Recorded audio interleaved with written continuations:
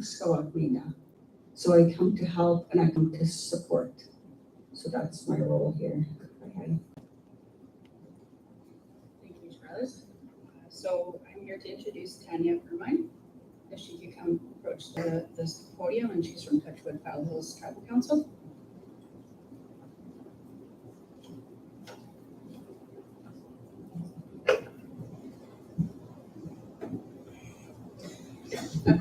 Thank you. Okay, sure. I can always just bend down. Good afternoon, friends, family members. My name is Tanya Ermine. I work with Touchwood Agency Tribal Council. I had the pleasure of meeting Joe and also working side by side with him and his beautiful mother, Anita. So first of all, I want to send my most sincerest condolences to everybody here.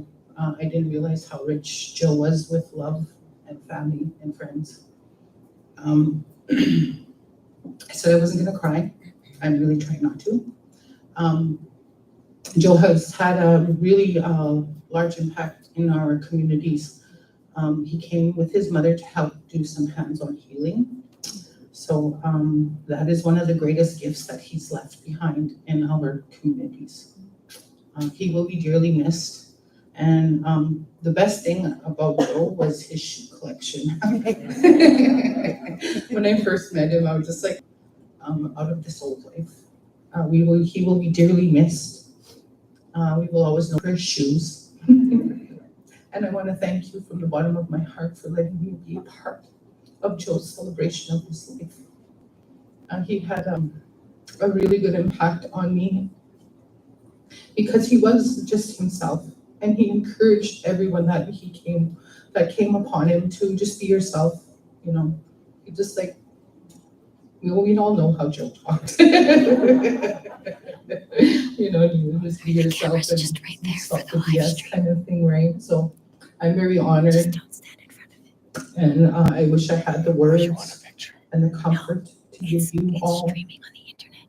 So there's the camera. So just don't stand right there because otherwise you'll. Thank you.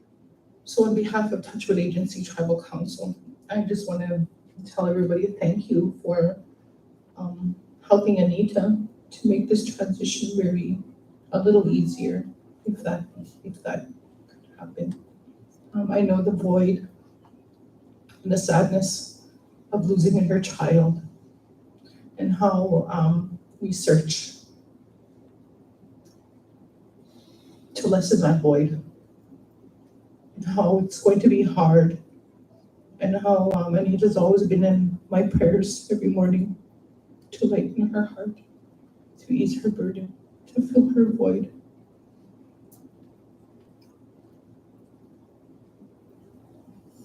I was planning on making a speech and writing it out and all that, and I was thinking Joe would just say, "F that, like, what's wrong with you, woman?" Just speak what's on your mind, right? So that's what I just decided that last night. I was thinking, I'm gonna work on my speech, I'm gonna be talking in front of all these people, and but I just want to say thank you, how honored I am to be a part of Joe's celebration, and how the impact will be dearly missed in our communities that he's come to help. Thank you very much, everybody. And I love the shoes.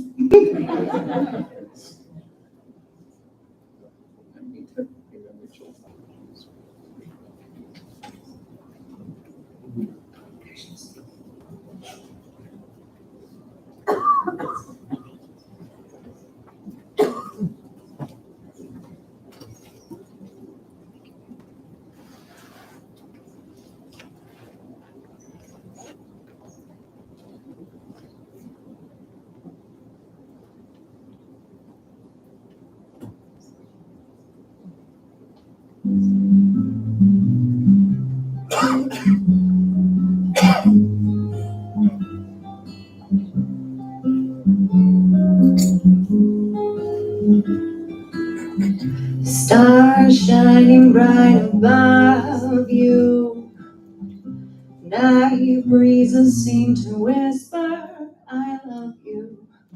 Birds singing in the sycamore tree. Dream a little dream of me. Say nighty night and kiss me. Just hold me tight and tell me you'll miss me while I'm alone and blue as can be. Dream a little dream of me. Stars fading, but I linger on, dear. Still craving your kiss. I'm longing to linger till dawn, dear. Just saying this.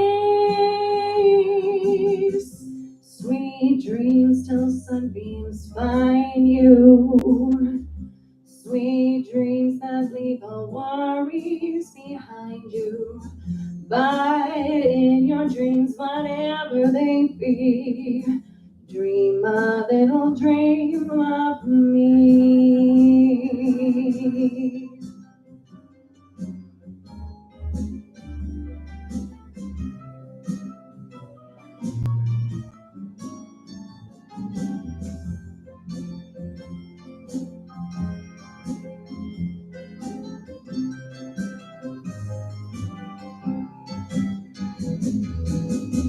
Stars made us sing these sweet dreams till sunbeams find you. Sweet dreams that leave all worries behind you. But in your dreams, whatever they be, dream a little dream of me. Da da da da da da da. Da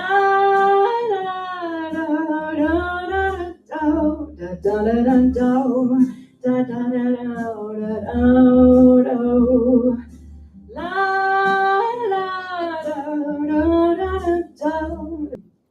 Thank you so much. Jackie? I was like, where is she? I asked her to come up. No, that was basically deep. Jackie Maurice, if she could come up, she has a presentation that she would like to make on Joe, for Joe.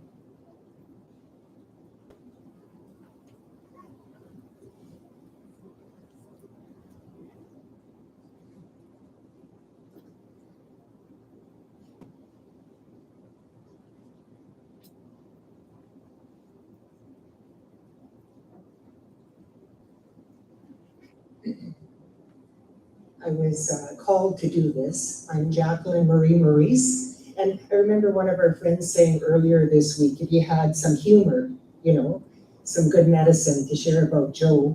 And I'm sure our conversation, would go something like this if we were having tea.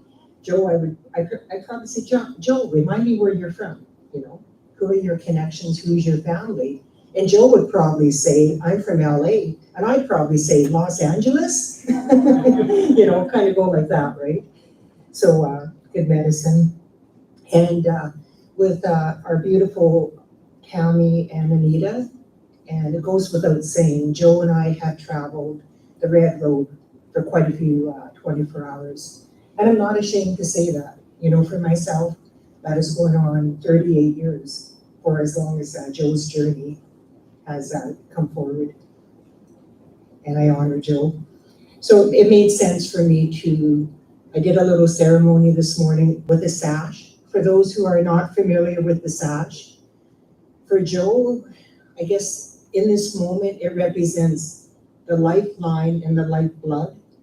It also represents connections, all my relations, and it also represents legacy. And why? Because those are the teachings Joe is leaving with us to carry forward. And I will say a prayer and then offer a couple stones in my Jackie tradition that I normally do with some sage and ceremony that I did this morning. While I read, I will read it because I'm very emotional. While I read my prayer, can I have a couple volunteers to drape the sash over the table?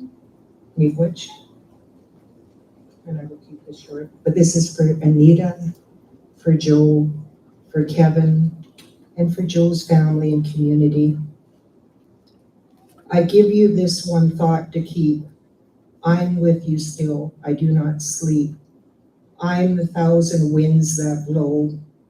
I'm the diamond glints on snow. I'm the sunlight on ripened green. I'm the gentle autumn rain. When you awaken on morning's hush, I'm the swift uplifting rush of birds in quiet circled flight. I'm the soft stars that shine at night. Do not think of me as gone. I'm with you still in each new dawn.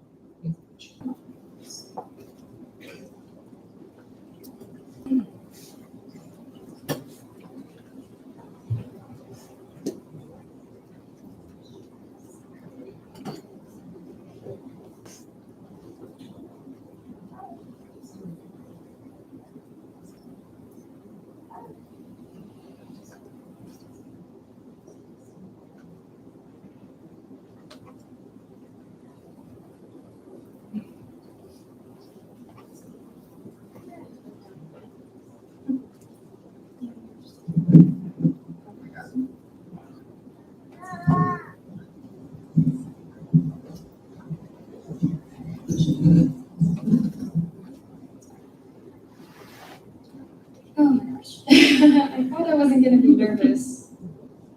But I'm Kit. I'm Shan. And thank you all for coming on behalf of our family. Well, my real name is Kachiri, though you may have heard Joe introduce me as Kit Kat or my kid cousin or even my little sister. And with my cousin Shan. We all know that Joe would have loved this turnout today. All his friends. Hey, let's go swimming on the rooftop pool. So we brought our swimsuits, a hot tub or rooftop hot tub, and then hung out in his apartment. And that is where he showed us. I don't know if any of you have heard llamas with hats before. Yeah, so of course we'd be sitting down. He's like, "Have you ever watched llamas with hats?" And so we watched Llamas with Hats, and then he went, because as we all know, Joe is literally the sweetest person on the face of the earth and the biggest teddy bear. Sorry.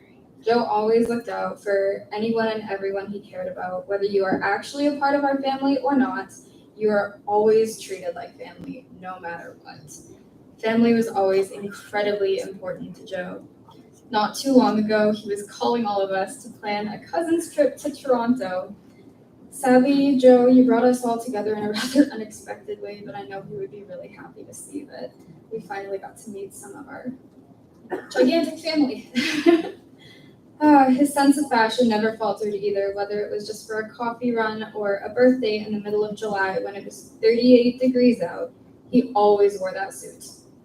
Always.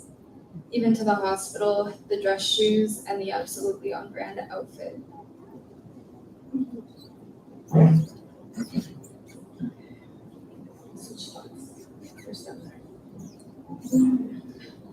Hello, everyone. I'm Shan, or as Joe would call me, Annie. Sorry, I'm just so emotional. Joe is someone I will never forget. He is one of my favorite human beings I've ever had the pleasure of having in my life. He is someone who had impeccable taste, whether it was his gorgeous home interior. Glasses and I still can't see. Bill, Senator Bill? Wastahigi? Maybe he's still coming in. Okay. That's all right, Joe. I know you're playing jokes on us here as we're trying to control the agenda. So we'll wait for Bill to come in. Organization to the event. So Mackenzie and Laurel, if you could come up and share a few words.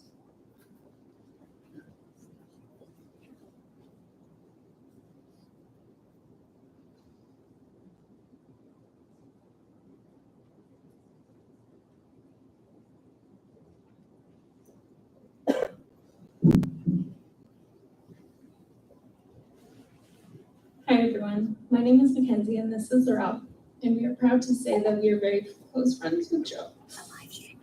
Joe, it's hard to keep this short as we have way too many hilarious stories of you, but we are lucky enough to get to share them with your family this week. So we were here to say a quick goodbye. Although you dress classy, you loved a good dirty joke. And I can only imagine all the one-liners you'd be making about all of us using the back door today.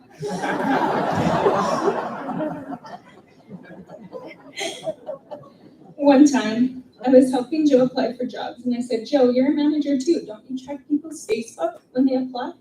And he said, of course. I said, Joe, have you seen your Facebook? He said, I think it's fine. Later that evening, my phone kept dinging nonstop. Joe had proceeded to text me about 50 screenshots of all the dirty and cringy pictures and jokes on his Facebook. He called me after and said, okay, so maybe there were a couple that I should hide, and laughed his booming laugh. I'm going to miss our phone conversations. The three of us have been there for each other through really good times and very bad times. But I have to say, when Anita told me that you were in the ICU, I truly believed it was just going to be another one of your crazy stories. I'm thankful I got to take you for one last birthday lunch, even though the chicken was too dry.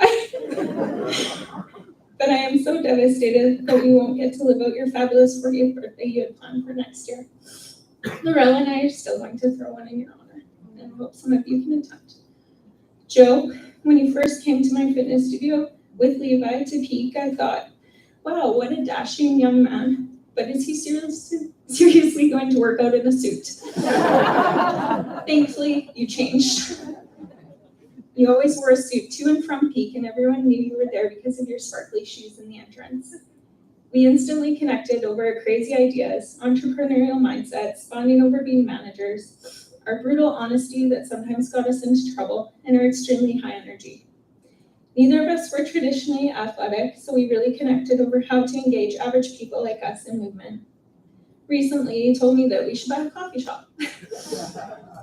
Anyone else would think it's a joke, but I was always excited when I saw you in my classes because I knew that you'd crack all your amazing one-liners and make me feel special, even though that was my job as a fitness instructor. When you started teaching at Peak yourself, everyone raved to me about how much energy you had and how hilarious your classes were. You haven't taught a class in over a year for health reasons, and the outpouring of messages I received has been incredible. You made everyone feel so special. One of our favorite sayings that was shared was that at the end of every sprint, you would count down like 3, 2, 1, 1, 1, 1, or tell everyone to slam their samba like it was their ex-boyfriend's head. Then yell, harder bitches.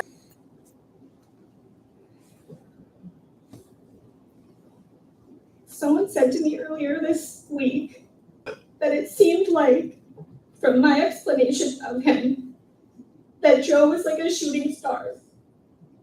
His time on Earth was short, but those of us who had the pleasure of catching him will forever be enamored by his light.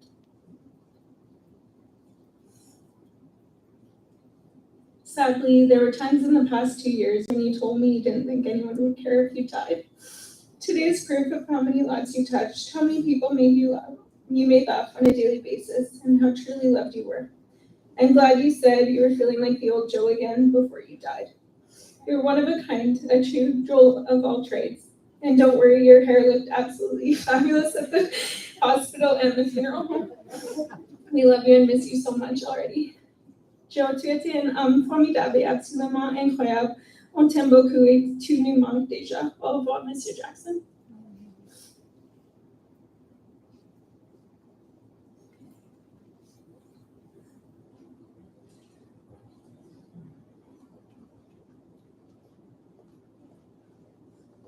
I'm just going to stay up for Stacy, one of Joe's good friends. She's going to say a few words as well.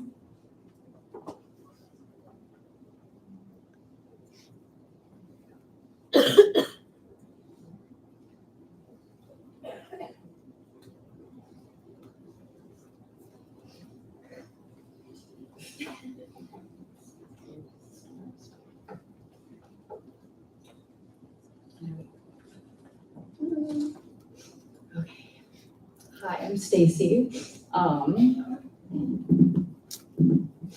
First, I wanted to start off by explaining my dress.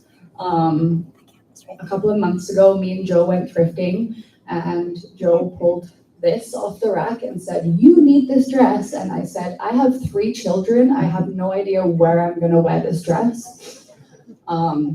So I thought that this occasion today was very fitting, so thank you, Joe. So Joe on Coronation Street theme tune, and boom, instant connection from there.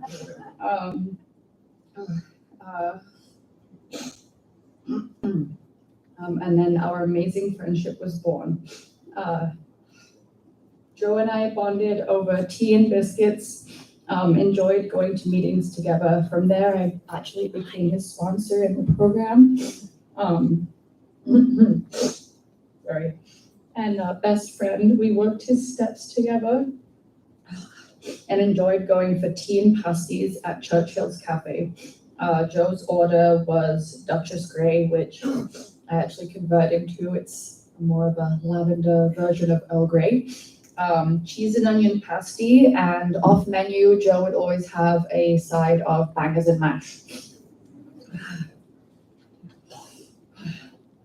We shared our love of Coronation Street and all things British. We thrifted together, and he came to all of my recovery birthdays. Unfortunately, he was not able to come to my last one. I just took 11 years of being sober.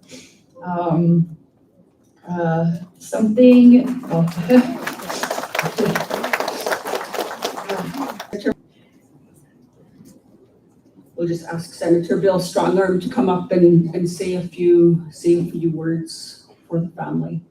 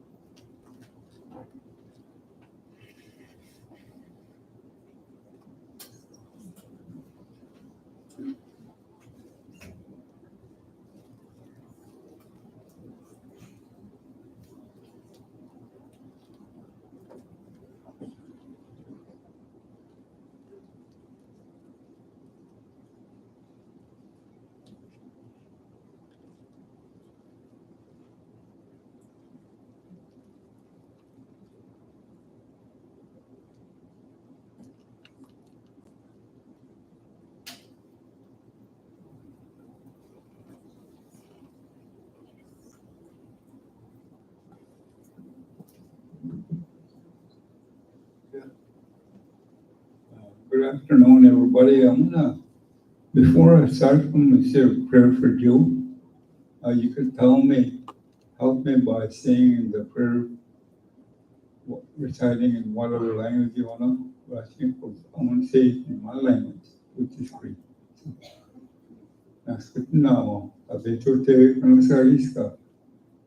I'll start my prayer in my language.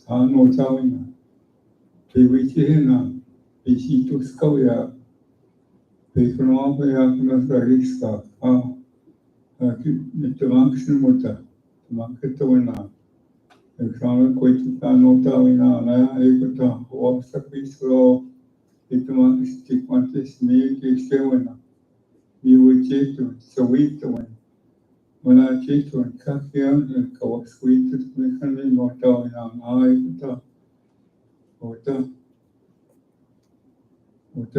sequete divina nesquato de caspete wakomagana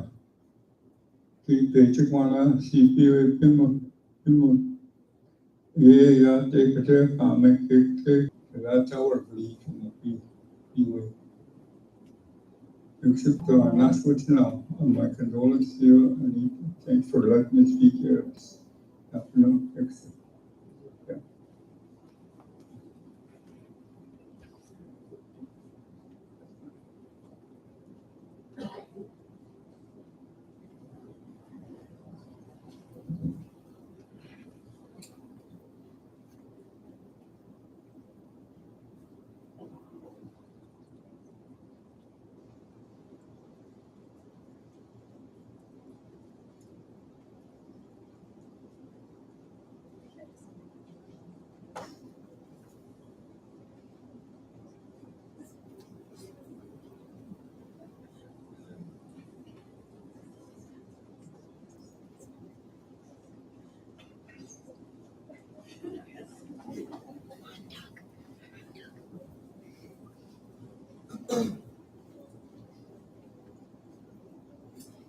That's just refreshing to see the changing of shoes.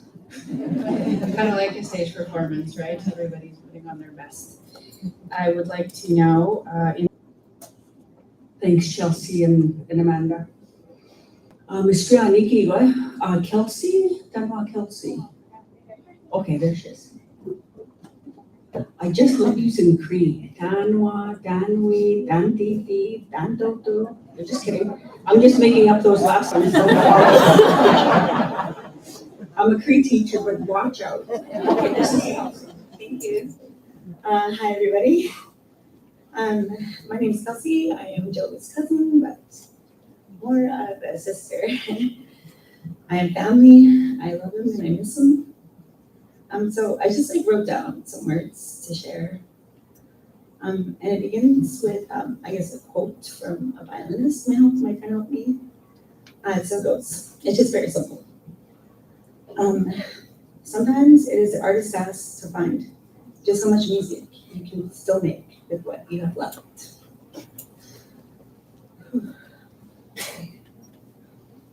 Joel embodied this in ways we can never fully understand. His hardships and the darkness he carried were also his greatest source of resilience. Even in his lowest moments when he didn't believe he could push through, he did.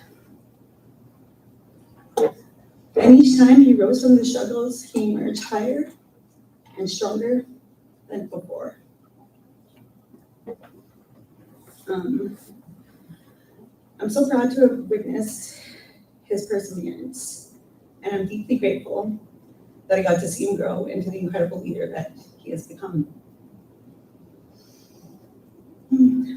Joe found the safety and comfort to truly be himself. Unapologetically, oh my God, I can't say. Unapologetically, humorously,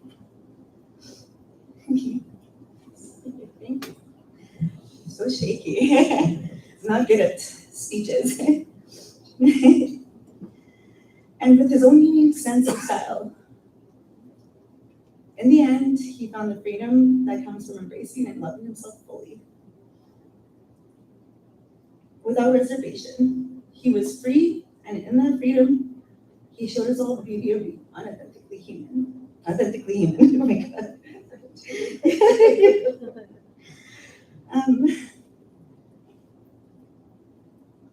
Joe was an individual like no other, and his presence will forever be missed. We love you. I miss you. Great guys. Sorry, I don't have any funny jokes to share. It was pretty serious. I put a lot of thought. I'm not good with speeches. She did a really good work. She did.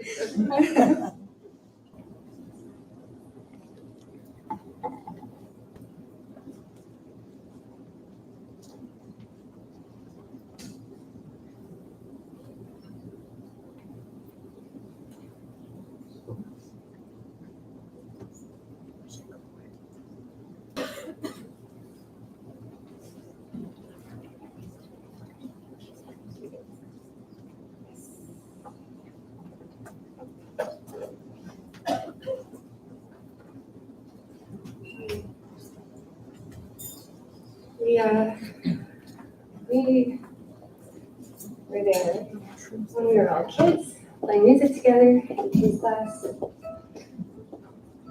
we're gonna play on his actual instruments. These are Black Velvet Waltz and Tamlins. This one's electric and we couldn't figure out how to plug it in, so I'm gonna stand over here.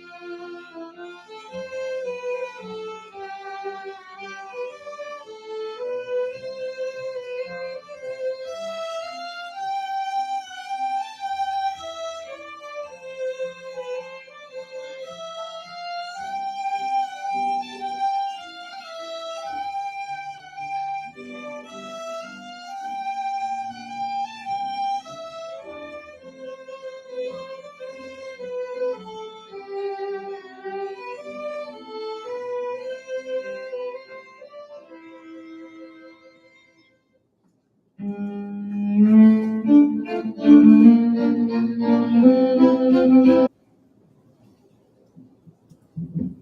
check, check.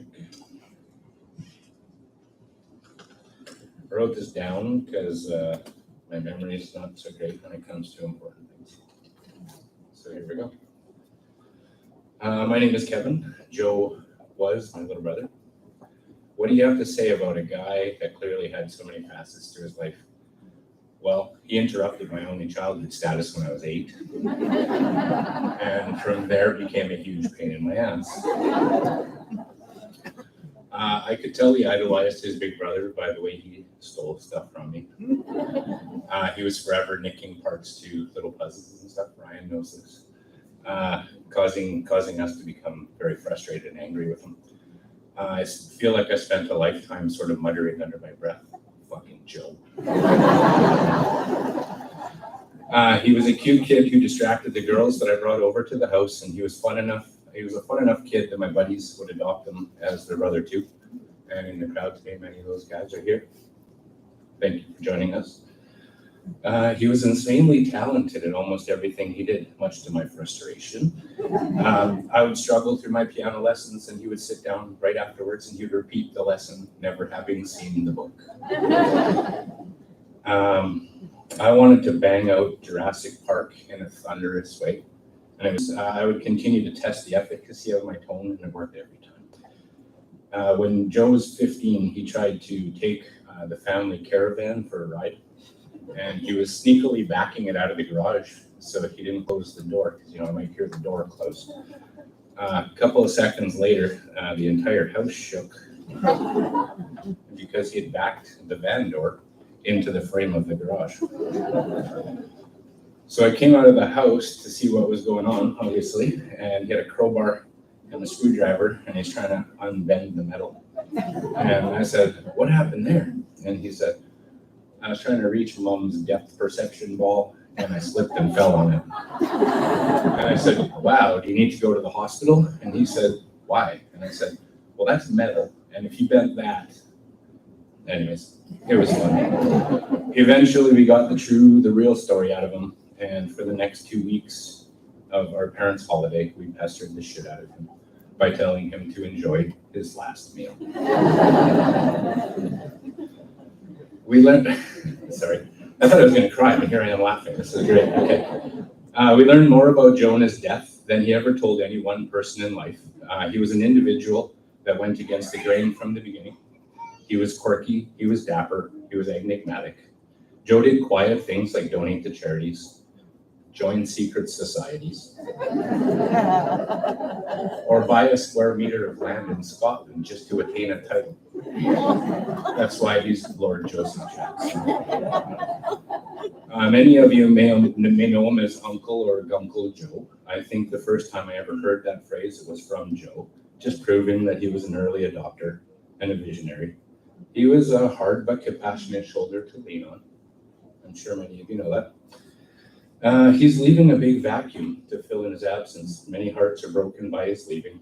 And throughout this week, with everything that's been going on, I found myself a few times breaking down in tears and muttering under my voice, "Fucking Joe."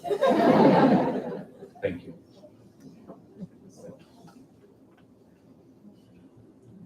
Stash my speech in this. Nobody's looking. Wow. Oh, here we go.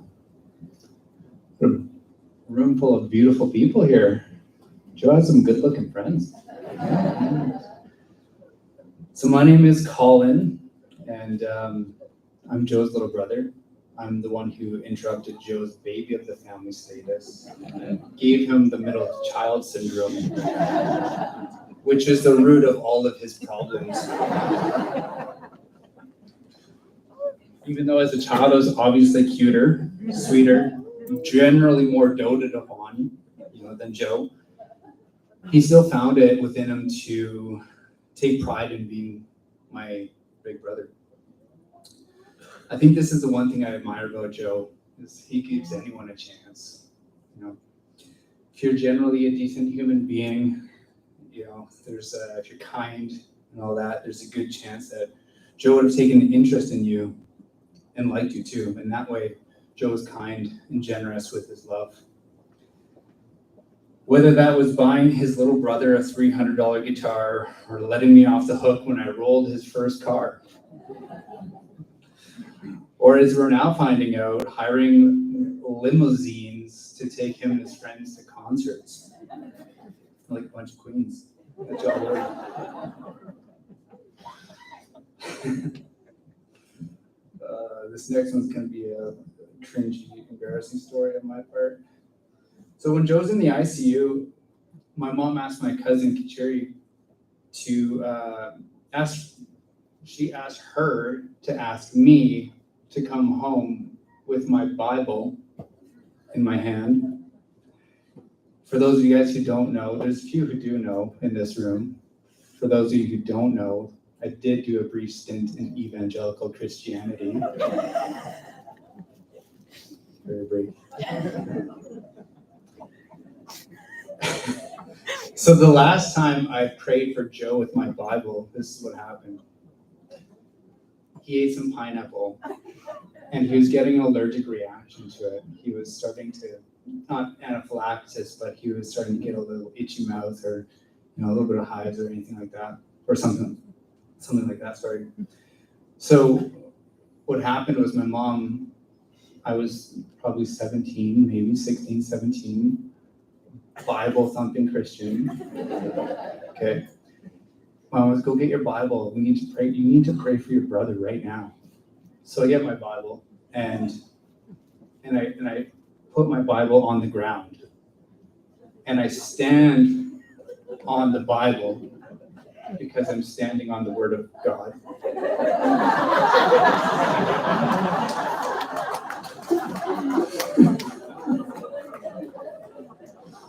Out of nowhere, I instantly get this Southern Louisiana preacher accent. And I'm regurgitating something. Anyway, so you know that look on Joe's face? That cringy look? The one that says, I'm cringing on the inside. I'm going to make fun of you for years for this. To your face and to your back and behind your back. That's exactly what happened.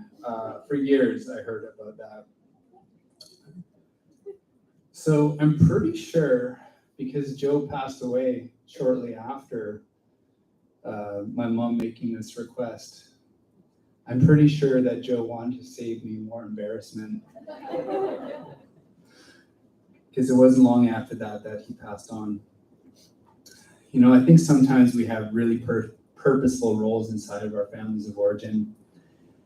And sometimes I wonder if those roles are to be embarrassing to each other. Because I think back to all the times that he would fly to Ontario to visit, and we'd walk down the street to get a coffee. But it was never as simple as walking down the street to get a coffee, because I would be dressed in t-shirt and jeans, and Joe would be dressed the way that Joe dresses, which is in a dapper three-piece suit and most bedazzled shoes. Maybe these ones here. So we'd walk down and we'd spend like 10 minutes talking to the barista, something he had no clue who they were. But of course, they would find 5 things in common. They would share about each other's lives and whatnot. And I had known this, I'd been going to this coffee shop for years, and Joe found out more about this barista in 5 minutes than I did in several years.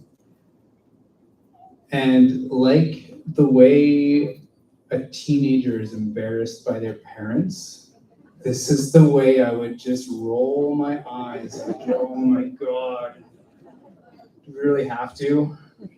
I'd be embarrassed by his boisterous personality. And now I would give anything just to have one more opportunity to be with him, one more opportunity to roll my eyes back in my head. I've realized that in Joe's death, that whatever embarrassment I felt had nothing to do with Joe. Joe was just being Joe. Beautiful, fabulous, fashionable, kind, loving, compassionate, generous Joe. I think I was maybe just a bit jealous, the way little brothers often are, that he was just 155 fucking % Joe. That he had the confidence to be himself. So Joe, thank you for being who you were, who you are. And I'm gonna steal a bunch of fucking clothes.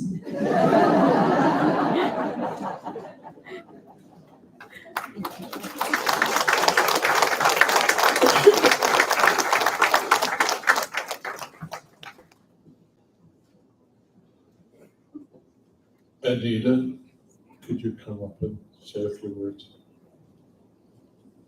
I'll lower this.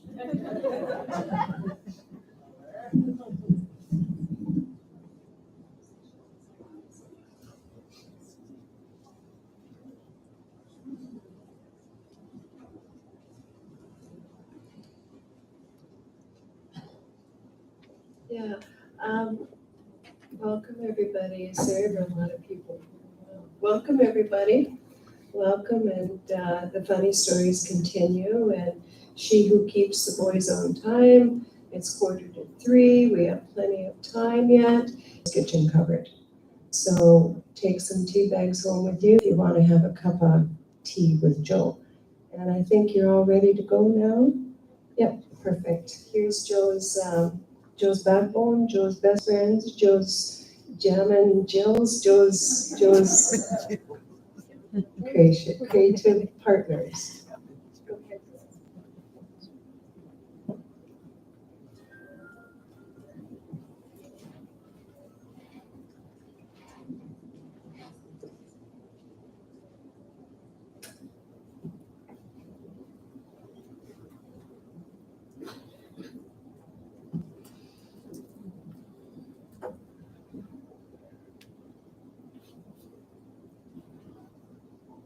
The opposite, and always lived every minute fully, and really gave permission to the people around him to do that too. It's called Last Song. I took a step down along her road, found that land was carrying a heavy load, and I said, friend, let me help you on your way. My whole life brought me here today, and I'm gonna dance like it's the last song. When I sing, I hope you sing along. Take my hand, and we can't go wrong if we sing and dance like it's the last song.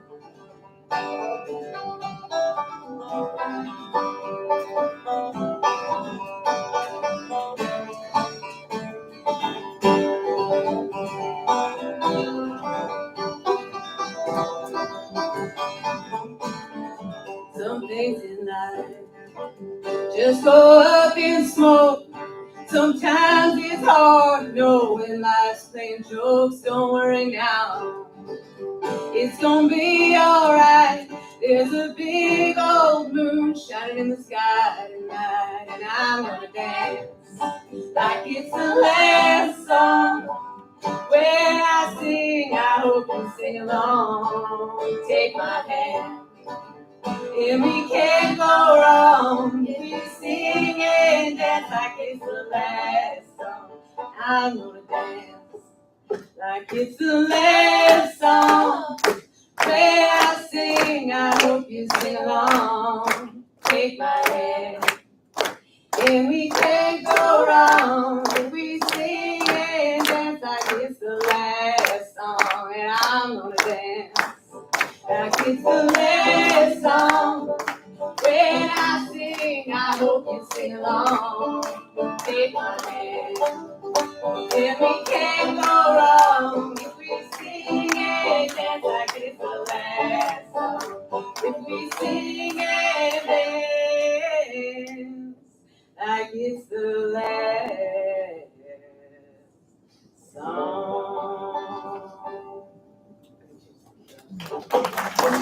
Just like Joe, we gotta go be on my own. We gotta go down here on the bayou. Mighty mama, see this one, be on my own. Son of a gun, having fun on my own. Come alive, dropping fast, feeling